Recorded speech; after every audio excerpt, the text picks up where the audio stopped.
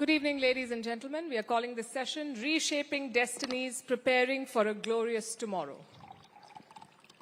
A lot of people say your destiny is in your hand, but increasingly it looks tough. It depends on a lot of factors that you cannot control, like which side of the bed did Donald Trump get up from, how fast is climate change coming for us, how soon are the wars in Europe and West Asia ending. So there's a fair bit of uncertainty, and the question is, how will India navigate this? To get some answers, we have with us a very special guest, Union Commerce Minister, Shri Piyush Goyal ji. Piyush ji, good evening. Welcome to Rising Bharat. It's Wednesday. Trump tariffs have kicked in. Markets are volatile. Recession fears loom. What is India's strategy, sir? Thank you, Palki. Thank you, Palki. I think we've all seen the way Prime Minister Modi has deftly managed the entire situation. He was very cognizant of the impending possibilities. He was first off the block in building back his old friendship and relationship with President Trump. They both jointly declared that the US and India are trusted partners, and we will work towards a bilateral trade agreement by fall of 2025 to ensure that our relationship, our friendship, and our ongoing partnership, not only in trade, but in so many areas, geopolitical, defense, we have a very strategic relationship with the US. And I think it's only got reinforced since President Trump has come in. I think our strategy is very clear. We are engaged with the US. Incidentally, we are right up front in the queue because we started early. Prime Minister Modi had the foresight to recognize the crisis, and as is his wont, we have seen it in history over the last 11 years, every crisis has been converted into an opportunity for India. We hope this one is true, and you've been at the forefront of the conversations, and you've engaged with the Americans and your counterparts in Washington, D.C. What have they told you? What is their primary concern? Is it the trade surplus, or is it the high tariffs? What do they want to fix? I think we must recognize that this problem that the US is facing is not particularly directed towards India. The whole issue is about fair trade, and that's something India has been very vocal about for the last 10 years. I recently shared with an audience that we have to go to the root of the issue. The genesis of this problem emanates from the entry of China into the WTO about 30 years ago, when they approached the WTO and then they were admitted as a full-time member with all the privileges of most favored nation status, which means, in common words, that we cannot have differential tariffs for different nations. And therefore, whatever is the tariff one country imposes on country A has to be the same from country A to Z, unless we have a bilateral trade agreement or a free trade agreement. Now, I think we have suffered over the years tremendously. I don't know what agreement Congress party signed with the Communist Party of China during the UPA government. But post that, we saw the trade deficit with China grow by leaps and bounds. And India and Indian manufacturers, Indian industry, Indian trade suffered massively. Similarly, the US has suffered massive trade deficits because of the non-market economy that is China, because of their predatory pricing or unfair trade practices. And I think the United States is trying to reset the rules of the game. And in some sense, it's a good omen for India because it opens up huge opportunities. I've just come in, Palki, to your program straight from an interaction with all the sectoral export promotion councils. And I must tell you, save and except one or two, everybody is very excited. They see good potential going forward. They are supporting our engagement with the US, and together they and us will convert this into a great business opportunity. Right, fair point. And I did see that comment about China's unfair economic rise earlier.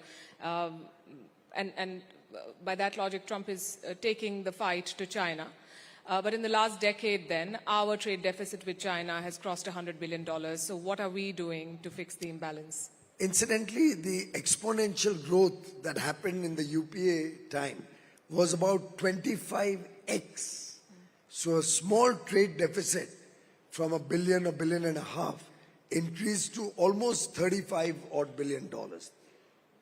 Now, once you have weakened Indian industry, once you have killed, for example, our KSM and the important ingredients that go into making our pharma industry the pharmacy of the world, we become dependent on China for these materials, for many items.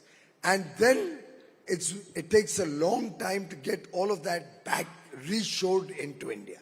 We have been working through projects like the Product Linked Incentive Scheme, where 1,97,000 crores has been given to different sectors. Our Semicon project, where the semiconductor industry and its ecosystem is getting 75,000 crores. We have recently announced that we'll come out with a scheme for the toys and the footwear sector.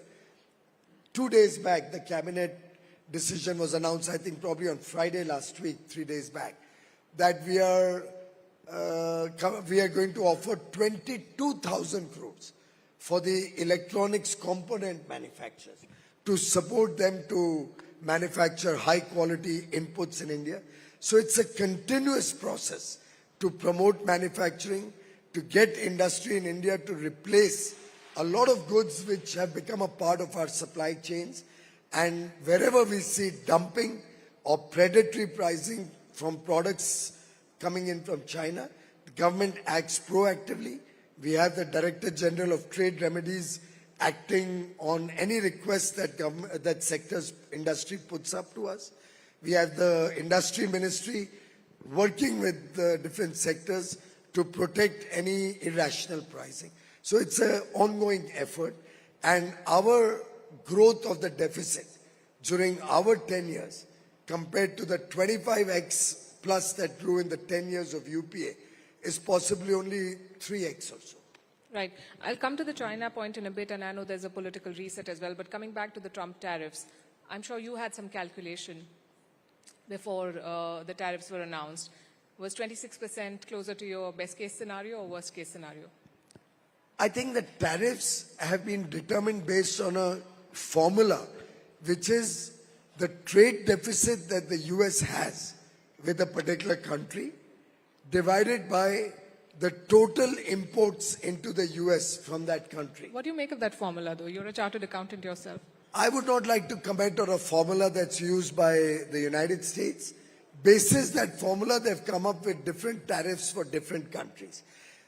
We believe that India was not one of those countries which really needed to have tariffs on them because we were already in engagement for a bilateral trade deal. But I think the US has not differentiated. For every country, they've come out with a number. But we are in constant engagement, and I think we'll be working with them to take off these additional tariffs in the days to come. And India has a better deal than some of our other players in the region. And we are much faster off the block compared to the others. But I think the strategy at the moment focuses on the trade deal that we're working towards. If for some reason it does not happen by the end of this year, what is the plan B, or is plan B to make plan A work? Well, I think this is another area where I'd like to quote from your past experience. Look at COVID. The challenges were many. Solutions were experimented with very often. If you recall, the oxygen was a big crisis. We had only 900 metric tons of medical oxygen being produced a day. We needed 10 times that amount. But Prime Minister Modi, through deft handling of the entire ecosystem that could produce oxygen, actually achieved not only the production of medical oxygen grow to 10 or 11,000 tons a day, but the bigger problem of logistics, of moving this large quantity, was also resolved. We had to send empty containers, ISO containers by Air Force planes to save time and move the finished or filled up containers through railway. And we did that literally on real-time overnight basis. Like that, I can recount 50 examples during COVID. There's always plan A, plan B, plan C. But we succeed in whatever we take up. We will succeed here. Look at the Ukraine-Russia war. Many people criticize Prime Minister Modi that why are you not taking sides one way or the other. But look at the situation today. The world is recognizing and respecting Prime Minister Modi's astute handling of the war between Ukraine and Russia. It's very interesting. We never took sides. Yeah. We balanced our relationship. We worked towards diplomacy and dialogue leading to peace. And the whole world realizes today that that was the right path. And the only way this crisis could be resolved. And I would add to that. There was the crisis of oil. Oil imports, crude oil imports into the country. Now just imagine, Palki, and you understand economics a little bit. I see your Vantage program quite often. Friends, just try to imagine. If India did not import the crude oil that we got from Russia, and we were standing in the international market with our requirement, and our requirement is not small. We import between 3 and 4 million barrels a day. 3 or 4 million barrels a day is our requirement. We don't have enough domestic oil. Now, if we were standing in the market to buy that level of crude oil, the price of oil for the whole world would have increased to probably $300 per barrel.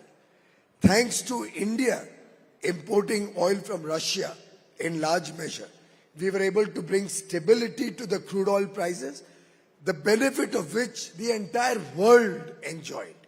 The entire world could protect themselves from inflation. That is the way Prime Minister Modi thinks in advance of what the others can think. So he's always two steps ahead. And I think the world, as Dr. Jaishankar rightly said, the world should send a thank you note to Prime Minister Modi for saving the whole world from this oil crisis that could have happened. President Trump has said that India is going to substantially reduce tariffs, and I know that we've made some moves with American whiskey and high-end bikes and so on. But have you also spelled out some red lines that these are the no-go zones where we shall not entertain American demands?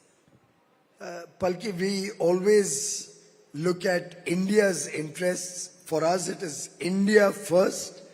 Our goal of making India a developed and prosperous nation by 2047 is paramount in our mind when we are engaged with any country. The US, the EU, UK, New Zealand, Chile, Peru, Oman. We are working on several free trade agreements bilaterally with developed nations with whom we have no competition but who can add to our economic prosperity. And in each of them, India's interests are paramount. So obviously, we take care of what India needs and what is good for India. But every trade deal is a win-win for both sides. And it involves negotiations. We never negotiate on the platform of a news channel. Negotiations are behind closed doors. And there's a lot of give and take that happens. But the final outcome will always be in India's interests. That assurance I can give to all Indian countrymen. And the proof of the story lies in the past. Yeah. We did an FTA with Mauritius. We did an FTA with Australia. With the ECTA agreement, Economic Cooperation and Trade Agreement. We did an FTA with the UAE, the world's fastest ever negotiated FTA. We did an FTA with the 4 EFTA countries, Switzerland, Iceland, Norway, and Liechtenstein. All of these agreements with extensive stakeholder consultations. Even News 18 could not find any fault with those free trade agreements. So our free trade agreements under the Modi government, guided by Prime Minister Modi's principles of India First are always in the best interests of India and 140 crore Indians.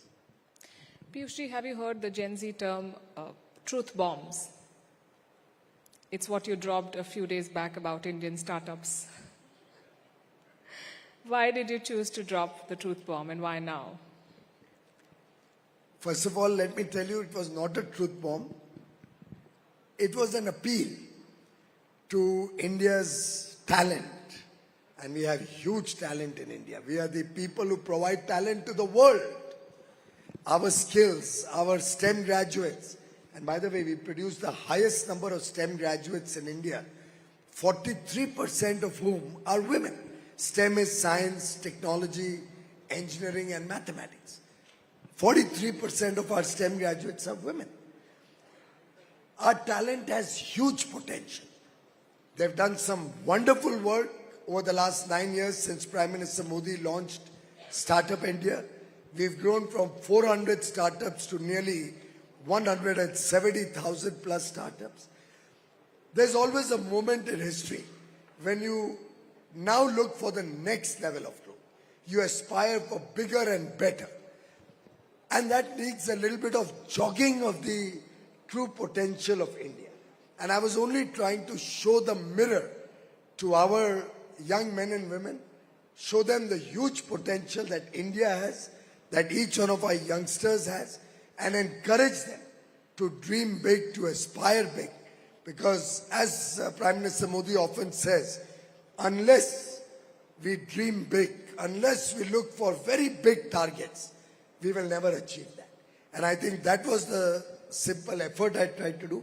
But I must share with you, by and large, I did an analysis of the entire social media, which was abuzz with the comments of the news channels. Yeah. And I found there was a very small ecosystem. Almost all the Congress handles, obviously they are the culprits, one would imagine. But I saw that I got my office to analyze all those news, all those handles on Twitter, on Insta, on Facebook who were critical of my comments. Save and except 3-4 people. Yeah. They were all a part of an ecosystem that has been bashing the Modi government on every single opportunity they got. I can share that report one day in public. It will be an eye-opener for all my young friends to see how the Congress party and its ecosystem doesn't wish to see our startups engage with modern technology, engage with the best in the world, have big aspirations, big targets. And on the other hand, even Aman Gupta of Shark Tank, I saw a lot of comments by very reputed founders, very reputed startup companies, welcoming the call to action for our youngsters to aspire to achieve big targets. You remember Chandrayaan? Yes. We didn't succeed the first time when we tried to do the lunar landing on the south pole of the moon. Prime Minister Modi was right there, encouraging the young scientists, encouraging the team, many women there, encouraging them, don't lose hope. I think it was Dr. Sivan at that time, encouraging them, we have to succeed. We will succeed as a nation. And lo and behold, second time around, we are the first country in the world to do the lunar landing at the South Pole. We need to encourage our scientists, we need to encourage our people. They have the potential. And that's what I tried. No, and I agree. It was a positive provocation, if I may, and it's important to have tough conversations to grow as a country. And new ideas, especially the ones in technologically advanced spaces, require a strong platform to build on. And that is also a challenge that we as a country need to overcome because that platform is typically provided by a government. I was looking at a report that said that we spend, 0.6% of our GDP on R&D, research and development. China spends 2.4%. The US spends more than 3%. Would you say that successive governments have failed to create the right environment and launch pad for young entrepreneurs to really take off? It's the story of the water in this glass. It's half full and half empty. Of course. A number of initiatives have been taken. A number of initiatives are on the anvil. A number of initiatives are already on the table. Let me share 2 or 3 things. Our startups have done us proud with huge amount of good things that have come out. In fact, we had the Startup Mahakumbh at this very venue, Bharat Mandapam. Right. In my 11 years as a minister, I've never been to any program. All 3 days. But I came here all 3 days. It was so exciting. And the work that I saw here, the deep techs, the agri-techs, the edu-tech, some of the innovative fintech work. There was some fantastic work. What I saw encouraged me to think bigger. And I think it will encourage thousands. We had a footfall of 30,000 in Startup Mahakumbh first edition last year. We had estimated we'll have about 1 lakh of people coming this time. You know, we crossed 2,30,000. Fantastic. Almost 9.5x in the Startup Mahakumbh too. Out of the 3,000 exhibitors, 1,500 technology-based entrepreneurs. We gave them space free of charge, encouraging them to come here and showcase their technology products. We did a Mahariti, a challenge for the technology-oriented startups, where we gave 70 crores worth of grants.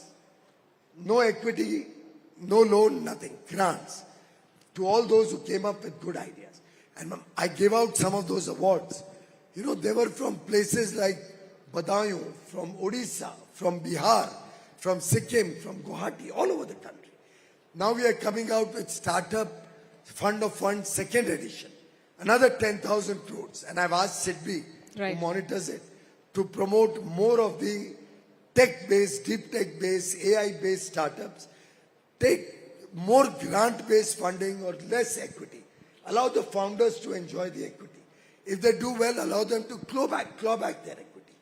We are coming out with a 1 lakh crore Anusandhan NRF, National Research Foundation, a fund of 1 lakh crores to promote research in a public-private academia partnership.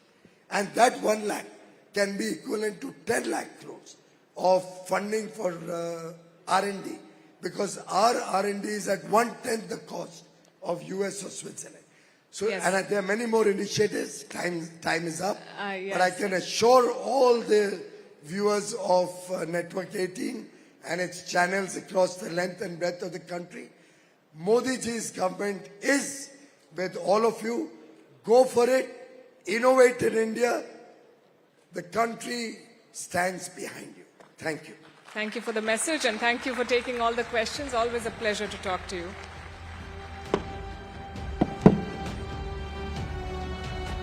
Thank you, Palki. Thank you, Piyush ji. Thank you so much.